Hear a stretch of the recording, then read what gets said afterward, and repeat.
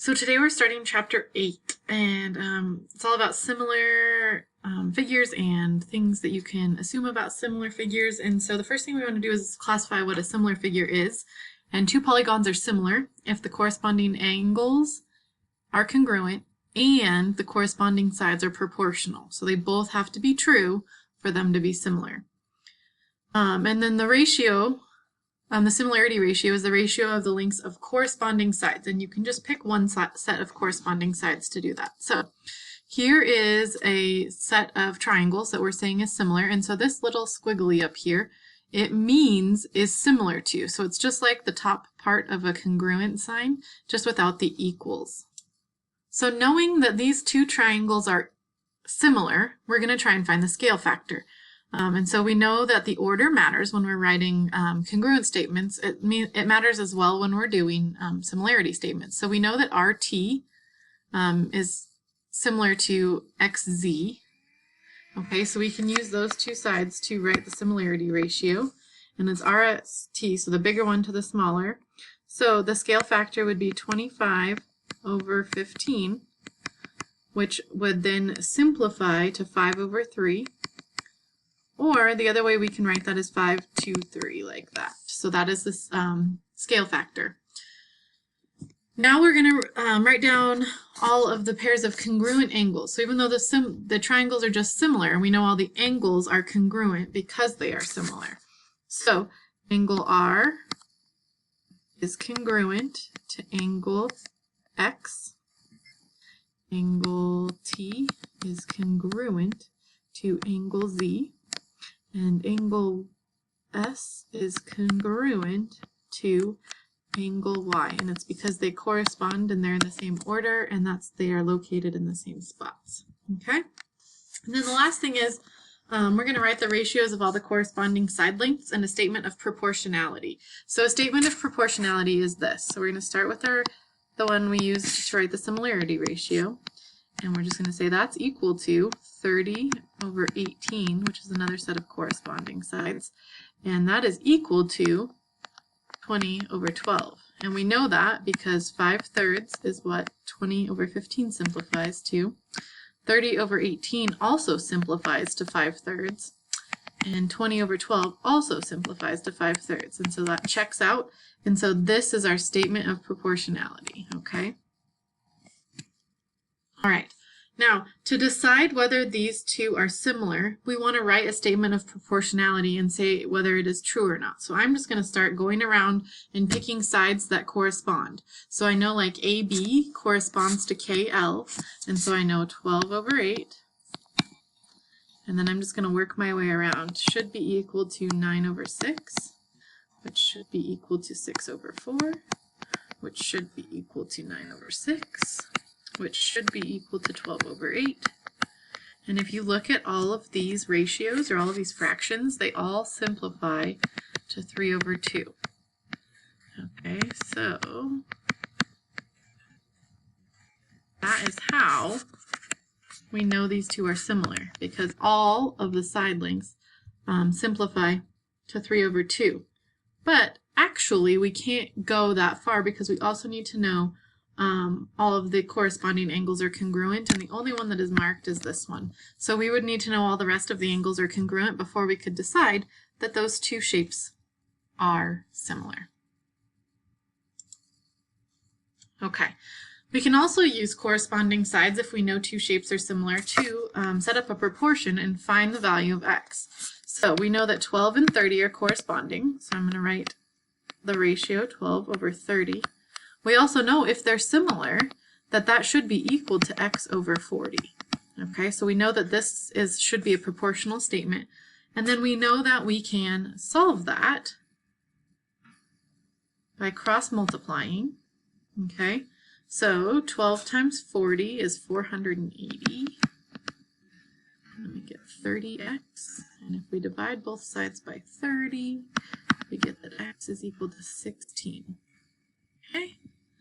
And then if we scroll down here, the next thing says, what is the scale factor? So we're going to use, and it's going from this one, the first one listed, to the second one. So it's going from the smaller to the bigger. So it should be 12 over 30. We're going to use that ratio again. we're going to simplify that, and it's going to become 2 over 5 or 2 to 5. Either way you want to write it is correct. Okay. So again, we're just talking about how we can use that similarity ratio to find missing parts and pieces. So we're going to do this again and look at this diagram, and it tells us that TPR is similar to XPZ, okay? And we want to find the length of the altitude of PS. Okay, so, or the altitude PS. Okay, so we know that's what we're trying to find right there. Well, we can use the fact that we know that this this length here is the same as this length here. We know that those are the same. So we can say 6 over 8. And then this is what we're trying to find. I'm going to call it x. So we're going to say x over 20.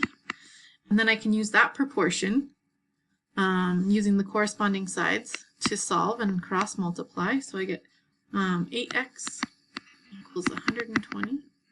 If I divide both sides by 8, I get x equals 15. Okay, and so I know that the length of PS is 15. Okay. This is a really, really, really important piece of information. Okay, so if the similarity ratio is A over B, then that's also the ratio of the perimeters of the two shapes. But the ratio of their areas is A squared over B squared. Okay, so you can use that going both directions. If you know the similarity ratio, you can find the area of their ratio, or the ratio of their areas. And if you know the ratio of their areas, you can use that to find the similarity ratio. Okay, so I'm going to show you a few examples of how to do that and what that really means. Okay, so if we say that these are similar figures, we want to find the ratio of the larger to the smaller, and then the perimeters of their, the area and the perimeter ratios as well. So the first thing we're going to do is find the ratios of the sides. Okay, so the sides ratio here, I'm going to look, and I'm just going to pick the shortest side. So I know that's the shortest side and that's the shortest side. So we have 5 over 4. So that's going to also be the perimeter ratio.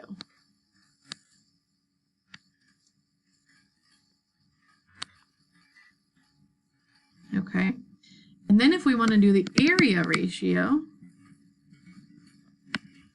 we're going to square those both. So it's going to be 5 squared over 4 squared, which is 25 over 16. And so that is going to be the area ratio. Okay, so all we're doing is squaring the side ratio and the perimeter ratio, which should be the same. And this is also called the similarity ratio.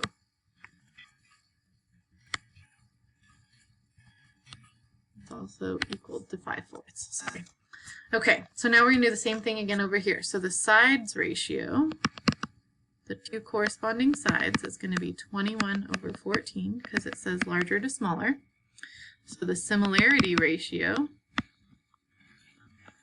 is also is going to be what that is, but we're going to simplify it. Okay, so we're going to call it 3 over 2, and you have to simplify if you can to get that similarity ratio. So it's 3 over 2. Okay, so then that's also going to be the perimeter ratio, and the area ratio is going to be those two numbers squared. So it'll be 3 squared over 2 squared, which is 9 over 4. Okay? All right. Okay, a town plans to build a new swimming pool. An Olympic pool is rectangular with a length of 50 meters and a width of 25 meters. The new pool will be similar to the shape of an Olympic pool, but have a length of 40 meters. Okay, so it's going to be like this, and it's going to have 40. I always draw diagrams. Okay, and we want to find the width of the new pool, and we want to find the perimeter, so we already know that, and so this is kind of going to be our diagram of our new pool. Okay, so the first thing we're going to do is we're going to write a similarity ratio, and so with the sides that I know are corresponding, and it tells us that both of the lengths, and so I'm going to say 50 to 40, and I'm going to simplify that, okay, to 5 to 4. Okay, so I know that this pool here has a perimeter if I add up all these sides. So 50 plus 25 is 75 plus 50 plus 25. So the perimeter of this is going to be 150 meters. Okay, so I can use this because I know the perimeter ratio is the same as the ratio of the sides, or the similarity ratio is 5 to 4. So I can say 5 to 4 equals 150 to our new pool's perimeter, which I'm going to call y. So perimeter equals y, okay? And so I can then solve this equation. So I get cross multiply here, and I get 5y equals 600. So y is equal to 120. So now I know that this is equal to 120. Okay, so I can take away the 40s here, right? So let's take away 80. And so I know that these x's, or these new lengths, are 20. Because then if I add up all those sides, that should also add up to 120. Okay. All right. In this diagram, triangle ABC is similar to triangle DEF, and we want to find the area of triangle DEF if we know the area of triangle ABC. So this is where we're going to have to write our side ratio to start with. That's always what you want to start with. So that's 10 to 5, which we want to simplify, which is 2 to 1. Okay, so then we know that the area ratio is going to be equal to those two things squared. So 2 squared over 1 squared, which is 4 to 1. Okay, so now I know the larger area, and so I can use that to set up a proportion to find the area of triangle DEF without any of the other side lengths, which is super handy. So I can say this, and the x being the area for triangle DEF, and so I can cross multiply again,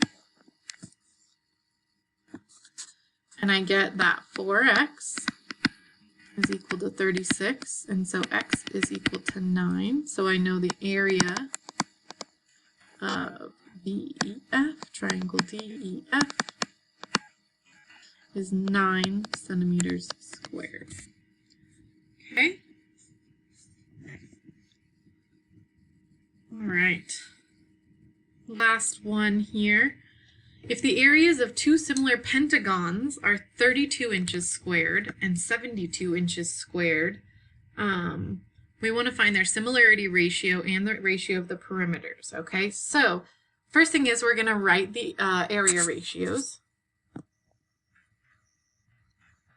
and simplify. Okay, so I'm just going to do this. Okay, 16 over 36. I can simplify that even more. If I divide them both by 4, I get 4 over 9.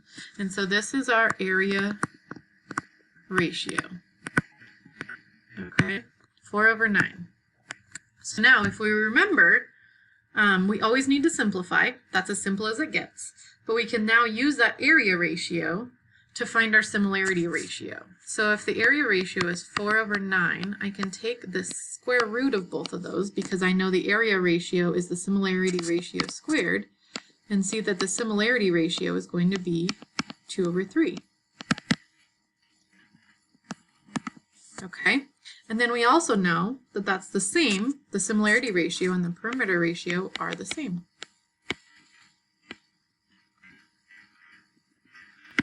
Okay, so use all of that information to help you with your 8.1 assignment.